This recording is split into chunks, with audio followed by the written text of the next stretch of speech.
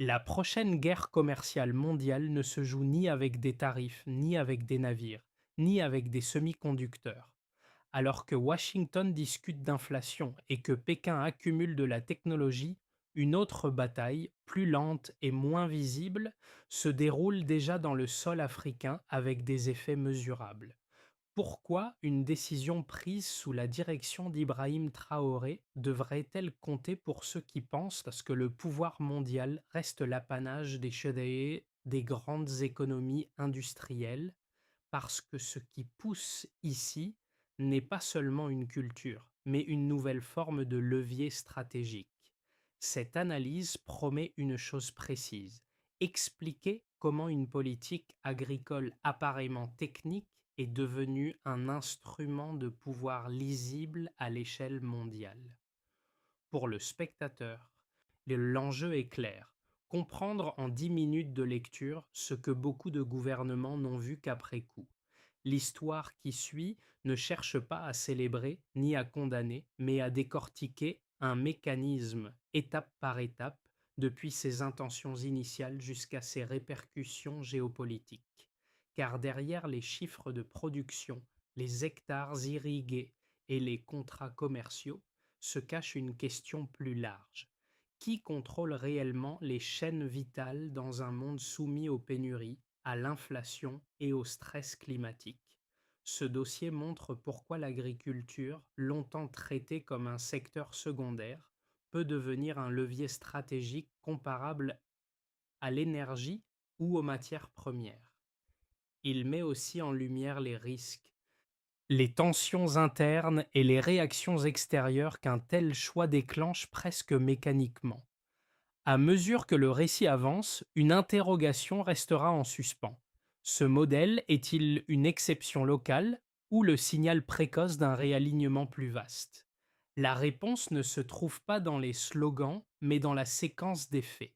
Dès la fin de l'année 2025, un chiffre a commencé à circuler discrètement dans les cercles agricoles régionaux. Plus de 500 000 acres avaient été réaffectés à une seule culture stratégique. Ce volume, inhabituel pour un pays enclavé et soumis à de fortes contraintes climatiques, signalait que quelque chose de plus ambitieux qu'une simple réforme alimentaire était en cours sous l'impulsion d'Ibrahim Traoré. Pour comprendre cette inflexion, il faut revenir à la genèse du projet. À première lecture, le document interne, baptisé Première de souveraineté de la banane, ressemblait à un plan classique de stabilisation des prix et de réduction des importations. Le Burkina Faso, historiquement exposé au choc d'offres et à l'insécurité alimentaire, y apparaissait comme un cas presque scolaire de politique de résilience. Mais le raisonnement sous-jacent rompait avec cette logique défensive. L'agriculture n'y était pas décrite comme un filet de sécurité, mais comme une infrastructure stratégique au même que l'énergie ou les transports. Dans cette approche, contrôler l'approvisionnement revenait à structurer le rapport de force. Les terres agricoles devenaient un actif, les rendements une variable de négociation et les excédents potentiels une monnaie d'échange. Sous Ibrahim Traoré, cette lecture a transformé une question de survie en une question de levier. Le choix de la banane n'était pas anodin. Produit fortement demandé, sensible aux variations climatiques et central dans les chaînes d'importation mondiales, il offrait une visibilité immédiate sur les marchés régionaux. Cette orientation s'inscrivait aussi dans un contexte plus large. À l'échelle mondiale, la volatilité des prix alimentaires s'accentuait, tandis que les restrictions commerciales et les perturbations logistiques fragilisaient les modèles établis. Dans ce cadre, une stratégie agricole coordonnée prenait une dimension nouvelle. Ce qui semblait marginal devenait lisible. Et ce signal initial allait bientôt produire des effets bien au-delà des frontières nationales. Sur le terrain, la transformation n'a pas d'abord été perçue comme une stratégie géopolitique, mais comme un changement concret dans le rythme de la vie quotidienne. Dans plusieurs communes rurales de l'ouest du pays, des zones autrefois marquées par l'émigration saisonnière et l'incertitude ont commencé à se structurer autour de nouvelles coopératives agricoles.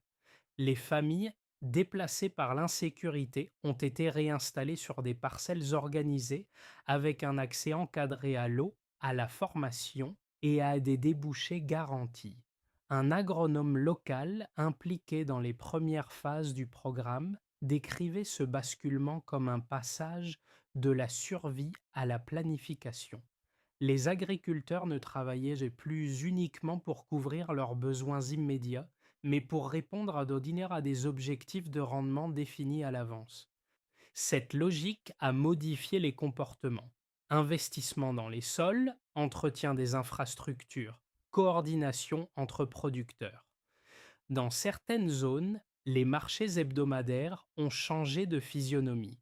Les flux sont devenus plus réguliers, les prix moins erratiques et la disponibilité des produits plus prévisible. Les premiers effets sociaux ont suivi rapidement. Des emplois agricoles stables ont émergé là où dominait auparavant l'orpaillage informel ou l'exode temporaire.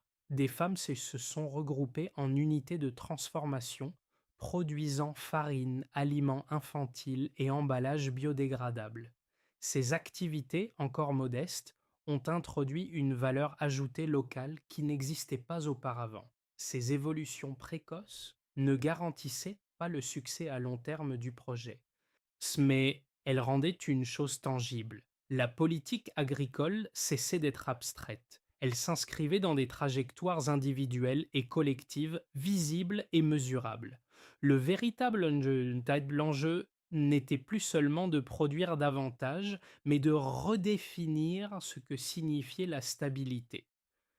Le basculement décisif s'est produit lorsque la politique est passée du papier au terrain.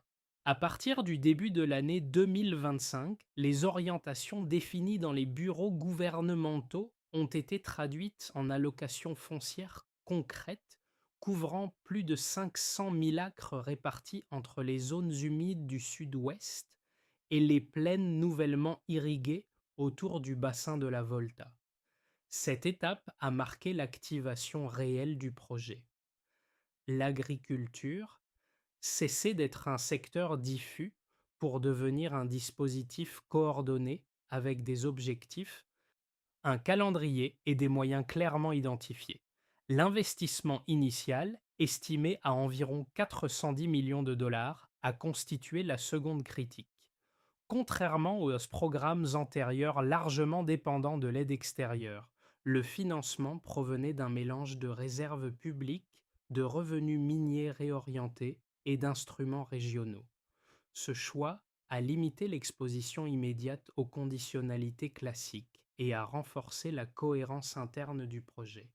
Sous la direction d'Ibrahim Traoré, cette autonomie financière était considérée comme un prérequis, non comme un luxe. La montée en puissance s'est accélérée avec le déploiement d'infrastructures d'irrigation à énergie solaire. Plus de 200 unités ont été installées, réduisant sensiblement les coûts opérationnels par rapport au système diesel traditionnel. Cette décision technique a eu des effets en cascade: baisse des charges pour les coopératives, prévisibilité accrue des rendements et amélioration de la résilience face aux fluctuations énergétiques. Les projections faisaient état de rendements annuels compris entre 38 et 42 tonnes par hectare, signalant une capacité de production bien supérieure aux standards de subsistance. À mesure que les premières récoltes ont été sécurisées, la stratégie a franchi un seuil symbolique. Les exportations pilotes vers les pays voisins, notamment le Ghana et la Côte d'Ivoire, ont introduit le produit burkinabé sur des marchés régionaux déjà structurés. Les volumes restaient les modestes, mais les prix pratiqués inférieurs de 12 à 15 aux moyennes latino-américaines même après transport ont attiré l'attention des acheteurs. Cette différence n'était pas marginale, elle signalait une compétitivité nouvelle, difficile à ignorer. Les répercussions ne se sont pas fait attendre. Des estimations relayées dans des forums agricoles régionaux ont commencé à évoquer la possibilité que l'Afrique de l'Ouest capte à moyen terme une part significative des importations asiatiques de fruits de tropicaux. Des protocoles d'accords préliminaires ont suivi, engageant des importateurs d'Asie du Sud-Est sur des contrats pilotes assortis de clauses d'expansion rapide. Pour un pays enclavé, cette dynamique commerciale représentait une rupture historique. C'est à ce moment que la séquence a changé de nature. Ce qui avait été conçu comme une politique alimentaire est devenu un signal stratégique. Les réactions, d'abord techniques et feutrées, ont commencé à s'accumuler dans les capitales étrangères. Sous Ibrahim Traoré, la lecture était claire. Le projet venait de dépasser le stade expérimental. La question n'était plus de savoir s'il fonctionnerait localement, mais comment le système international allait y répondre. Au départ, le point de référence était clair et largement documenté. Une agriculture fragmentée, dépendante des importations, exposée aux chocs climatiques et aux fluctuations des prix mondiaux. Dans ce cadre initial, la production nationale couvrait difficilement les besoins intérieurs et la volatilité alimentaire pesait directement sur les ménages urbains et ruraux. En moins de 12 mois, plusieurs indicateurs ont commencé à diverger nettement de cette ligne de base. Le premier écart mesurable concerne les coûts de production. Le remplacement progressif des systèmes d'irrigation diesel par des installations solaires a entraîné une réduction estimée d'environ 35% des charges opérationnelles. Cette baisse n'était pas seulement comptable. Elle a modifié l'équation économique pour les coopératives, rendant viables des surfaces auparavant marginales et stabilisant les cycles de production. Autrement dit, la contrainte énergétique, longtemps considérée comme structurelle, a été partiellement neutralisée. Le deuxième indicateur porte sur les rendements. Les projections agronomiques associées au programme situaient la production annuelle entre 38 et 42 tonnes par hectare, un niveau nettement supérieur aux standards de subsistance régionaux. Rapporté à l'ensemble des surfaces mobilisées, ce différentiel ouvrait la perspective d'un excédent structurel. Ce surplus, et même avant d'atteindre la pleine capacité, suffisait à alimenter simultanément les marchés intérieurs et des flux d'exportation ciblés. Un troisième signal est apparu du côté des prix alimentaires domestiques. Sur une période de 12 mois, la volatilité observée sur certains produits de base a reculé d'environ 18%. Cette évolution, modeste en apparence, a eu un impact direct sur le pouvoir d'achat des ménages, en particulier dans les centres urbains. La stabilité relative des prix a également réduit la pression politique associée aux pénuries, souvent déclencheuse de tensions sociales. L'emploi constitue un autre point de bascule. Les chiffres provisoires du ministère de l'Agriculture faisaient état d'une augmentation d'environ 27% de l'emploi rural entre le milieu et la fin de l'année 2025. Là, ce chiffre ne reflétait pas seulement des créations de postes, mais un renversement de tendance après des décennies d'exode. Des travailleurs, auparavant engagés dans l'orpaillage informel ou la migration saisonnière, ont commencé à se réinsérer dans des activités agricoles structurées. Enfin, les flux commerciaux ont fourni un indicateur indirect mais révélateur. Les premières exportations régionales, bien que limitées en volume, se sont positionnées à des prix inférieurs de 12 à 15% aux références internationales comparables.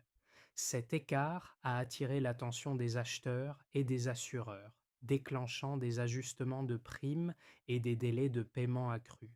Ces réactions, souvent interprétées comme techniques, traduisaient en réalité une prise de conscience. Pris isolément, aucun de ces chiffres n'aurait suffi à redéfinir une stratégie nationale. Ensemble, ils dessinaient une trajectoire cohérente. La question centrale n'était plus de savoir si le modèle produisait des résultats, mais jusqu'où ces écarts pouvaient remodeler les rapports économiques existants. Les critiques du projet se sont rapidement structurées autour de deux arguments centraux, souvent formulés par des économistes, des environnementalistes et des observateurs internationaux. Le premier soutient qu'une stratégie fondée sur une culture dominante expose le pays à un risque de dépendance excessive. Selon cette lecture, une chute de la demande mondiale, une maladie des cultures ou un choc climatique suffirait à fragiliser l'ensemble du modèle. L'histoire agricole mondiale offre de nombreux précédents où la spécialisation s'est retournée contre les producteurs. Le second argument met en cause la soutenabilité institutionnelle. Les détracteurs estiment qu'un programme aussi centralisé, piloté par l'État, pourrait étouffer les dynamiques locales, concentrer le pouvoir décisionnel et créer des rentes politiques. À leurs yeux, la coordination accrue masquerait une perte de flexibilité, voire une marginalisation des structures coutumières et des initiatives privées. Ces inquiétudes ont été relayées par certaines forces d'opposition et par des organisations civiles, donnant au débat une dimension interne autant qu'externe. Ces objections méritent d'être prises au sérieux car elles touchent à des failles bien connues des politiques de développement. Pourtant, les données disponibles nuancent ce tableau. D'une part, le programme n'a pas été conçu comme une monoculture exclusive. Les documents de planification évoquent explicitement la diversification progressive et l'intégration de filières de complémentaires, précisément pour éviter l'effet de dépendance. D'autre part, les structures coopératives mises en place ont conservé une autonomie opérationnelle sur les pratiques culturales et la transformation locale. Sur le plan environnemental, les autorités ont accompagné l'expansion par des mesures correctrices, notamment des initiatives de reboisement et des plafonds d'irrigation par zone. Ces mécanismes ne garantissent pas l'absence de tension, mais ils montrent que la critique a été intégrée dans l'exécution plutôt que rejetée. Enfin, l'argument institutionnel se heurte à un constat empirique. L'augmentation de l'emploi rural et la stabilisation des revenus ont renforcé à court terme l'adhésion locale. Le débat reste ouvert, mais il ne s'agit plus d'opposer idéologie et réalité, plutôt d'évaluer un compromis en évolution. La solidité du modèle dépendra moins des intentions que de sa capacité d'ajustement. Cette phrase résume le déplacement du centre de gravité du projet au début de l'année 2026. Lorsque les réactions internationales ont commencé à dépasser les échanges techniques pour entrer dans le registre politique, le programme agricole a changé de statut. Il n'était plus évalué uniquement à l'aune de ses rendements ou de ses coûts, mais comme un précédent. Sous Ibrahim Traoré, cette prise de conscience a été assumée publiquement, sans tentative d'atténuation. La révélation centrale tient dans ce glissement: l'agriculture n'était plus un outil d'adaptation, mais un instrument de signalisation stratégique. Les retards de paiement bancaire, l'augmentation rapide des primes d'assurance et les discussions sur de nouvelles normes sanitaires ont montré que les marchés ne réagissaient pas seulement à l'offre, mais à ce qu'elle représentait, une capacité émergente à contourner certains leviers traditionnels de pression. À ce stade, la logique du projet s'est clarifiée. Il ne s'agissait pas de provoquer une confrontation directe, mais de redéfinir les termes de la négociation. En choisissant de maintenir le cap malgré les signaux d'alerte, Ibrahim Traoré a transformé une politique sectorielle en déclaration implicite. La souveraineté alimentaire devenait un langage compréhensible par tous les acteurs, qu'ils soient commerciaux, financiers ou diplomatiques. Cette bascule a ouvert une nouvelle. Les champs restaient les mêmes, mais leur signification avait changé. Et avec elle, l'échelle des conséquences à venir.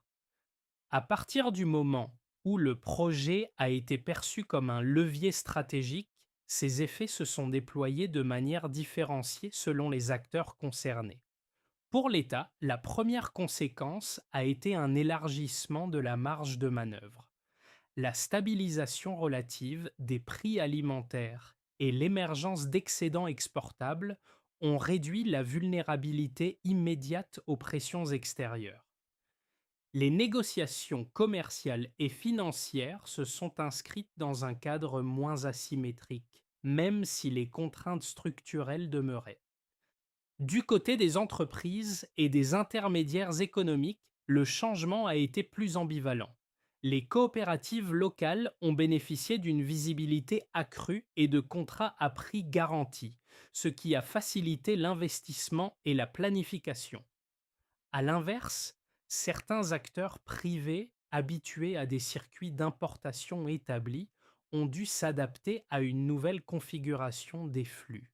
Cette redistribution des rôles a généré des résistances, mais aussi des opportunités inédites dans la transformation et la logistique. Pour les ménages et les travailleurs, les effets ont été les plus tangibles. La baisse de la volatilité des prix alimentaires a allégé la pression sur les budgets domestiques, tandis que l'augmentation de l'emploi rural a offert des alternatives crédibles à la migration saisonnière. Dans les zones urbaines, car la disponibilité plus régulière de produits locaux a renforcé un sentiment de prévisibilité économique, rare dans un contexte marqué par des années d'incertitude. À l'échelle régionale et internationale, enfin, les répercussions ont pris la forme de recalibrage discret. Des assureurs ont ajusté leurs primes, des banques ont allongé leurs délais de conformité et des autorités sanitaires ont envisagé de nouvelles exigences. Officiellement techniques, ces mesures traduisaient une prudence accrue face à un modèle qui échappait partiellement aux cadres habituels. Sous Ibrahim Traoré, cette réaction était interprétée comme la preuve que le signal avait été reçu.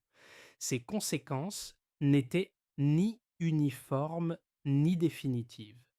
Elles dessinaient un paysage en recomposition, où chaque groupe devait réévaluer ses intérêts.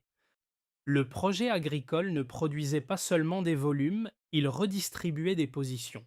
La question n'était plus de savoir qui gagnait ou perdait immédiatement, mais comment ces ajustements allaient se stabiliser dans le temps. À court et moyen terme, l'évolution de cette stratégie peut être envisagée à travers trois scénarios distincts, chacun reposant sur des dynamiques déjà observables.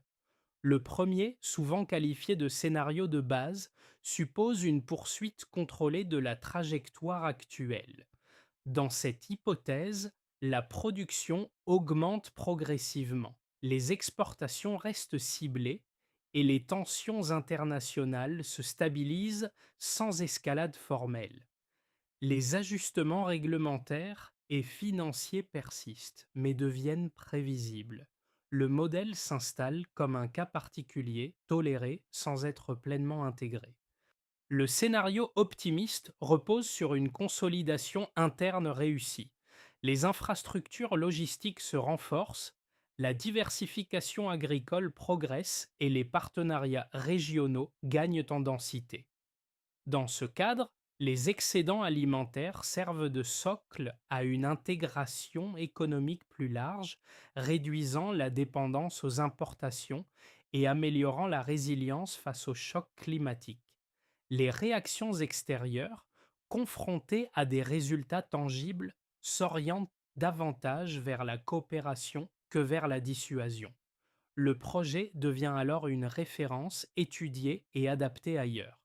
Le troisième scénario, plus défavorable, envisage une intensification des pressions, des restrictions indirectes sur les financements, les intrants agricoles ou les routes commerciales pourraient y ralentir la dynamique. À cela s'ajouteraient des tensions internes liées à la gestion de l'eau, à la redistribution foncière ou à la gouvernance des coopératives. Dans ce cas, la stratégie conserverait sa portée symbolique, mais son efficacité économique serait mise à l'épreuve, exigeant des ajustements rapides. Ces scénarios ne sont pas exclusifs. des éléments de chacun peuvent coexister selon les secteurs et les périodes. La variable déterminante réside dans la capacité à anticiper plutôt qu'à réagir. Penser en termes conditionnels, intégrer les signaux faibles et préserver des marges d'adaptation devient aussi crucial que la production elle-même. À ce stade, la trajectoire reste ouverte, et c'est précisément cette incertitude maîtrisée qui rend la séquence actuelle stratégique. Au-delà des débats macroéconomiques et des réactions diplomatiques, que cette trajectoire pose une question plus proche du quotidien du spectateur. Elle interroge la manière dont des décisions structurelles, souvent perçues comme lointaines, par modeler des réalités ordinaires. Le prix des aliments, la stabilité des revenus, la prévisibilité du travail. Même à distance, ces mécanismes résonnent avec des expériences familières dans de nombreux pays confrontés à l'inflation et aux ruptures d'approvisionnement. Pour certains publics, l'histoire met en lumière le rôle de la planification de long terme. Là où les réponses à la crise sont souvent réactives, cette séquence montre les effets d'un choix anticipé, assumant des coûts initiaux pour réduire des vulnérabilités futures. Elle invite à réfléchir à la place accordée à l'agriculture, à l'énergie ou à l'eau dans les priorités nationales, au-delà des cycles électoraux. Pour d'autres, le récit soulève une interrogation sur la dépendance. Que se passe-t-il lorsque des biens essentiels deviennent des leviers externes soumis à des décisions prises ailleurs? Inversement, que change la capacité à sécuriser une partie de ces chaînes localement? Ces questions ne concernent pas uniquement l'Afrique de l'Ouest. Elles traversent des sociétés très différentes dès lors que les marchés mondiaux deviennent plus instables. Enfin, il y a une dimension plus personnelle. Le projet rappelle que des transformations systémiques commencent souvent par des secteurs jugés ordinaires. Il suggère que le pouvoir ne se manifeste pas toujours par des ruptures spectaculaires, mais par une accumulation de choix cohérents. Pour le spectateur, l'enjeu n'est pas d'adopter un modèle, mais d'identifier où se situent dans son propre contexte les marges d'autonomie encore disponibles. À ce stade, la question centrale n'est plus l'intention, mais l'exécution dans la durée. La feuille de route esquissée par les autorités repose sur une séquence en plusieurs étapes, chacune associée à des critères mesurables. La première consiste à consolider les acquis productifs sans accélération excessive. Il s'agit de stabiliser les rendements, de maintenir les coûts sous contrôle et d'éviter une surexploitation des ressources hydriques, condition indispensable à la crédibilité du modèle. La deuxième étape vise la diversification. Même sous Ibrahim Traoré, les documents de planification insistent sur l'intégration progressive d'autres filières agricoles et de capacités de transformation locales. L'est est double. Réduire le risque lié à une culture dominante et capter davantage de valeur ajoutée sur le territoire. Cet implique des investissements ciblés dans la formation, le stockage et la logistique avec des indicateurs précis de performance. Une troisième dimension concerne la gouvernance. La viabilité du projet dépend de la capacité à maintenir un équilibre entre coordination nationale et autonomie locale. Les coopératives doivent conserver une marge de décision opérationnelle, tandis que l'État joue un rôle d'arbitre et de garant des règles. Des mécanismes de suivi environnemental et social sont intégrés pour anticiper les tensions plutôt que les corriger a posteriori. Enfin, la dimension externe reste déterminante. La stratégie suppose une lecture fine des réactions internationales et une capacité d'ajustement rapide. Partenariats, normes et financements doivent être négociés sans compromettre les objectifs initiaux.